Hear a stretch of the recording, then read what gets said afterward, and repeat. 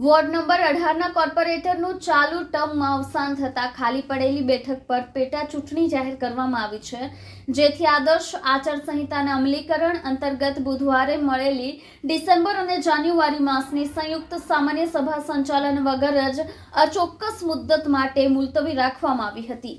નવેમ્બરની સામાન્ય સભામાં વિપક્ષે મંજીરા વગાડી વિરોધ કર્યો હતો, જેથી બુધવારની સભામાં પ્રવેશતા સભ્યોની સઘન તપાસ કરાતા કોર્પોરેટરોએ વાંધો દર્શાવીને એજન્ડા, લખાણ સાથેના કાગળો અને ડાયરીની તપાસ કરતા રોક્યા હતા। સભામાં વિપક્ષી સભ્યો દ્વારા બંગડી ઉછાળવાના આયોજનની માહિતી મળતા કડક સુરક્ષા વ્યવસ્થા ગોઠવાઈ હતી। કોર્પોરેટર વિપુલ સુહાગિયાએ ડાયરી ચેક કરવા દેવાનો ઇનકાર કરતા પ્રવેશવા દેવાયા ન હતા, જેથી સિક્યુરિટી કર્મીઓ અને વિપક્ષી સભ્યો સામસામે આવી ગયા હતા અને વિપક્ષે સભાખંડ બહાર જ સૂત્રોચ્ચાર સાથે વિરોધ દર્શાવ્યો હતો।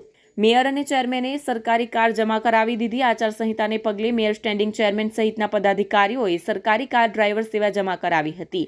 મેયર માવાણીએ આચારસંહિતાના અમલીકરણ અંતર્ગત સામાન્ય સભા, સ્ટેન્ડિંગ કમિટી અને ખાસ સમિતિઓમાં રજૂ થતા કામો અંગે કયા પ્રકારની કામગીરી થઈ શકે તેની માહિતી આપવા પાલિકા કમિશનર અને કલેક્ટરને પત્ર લખ્યો હતો।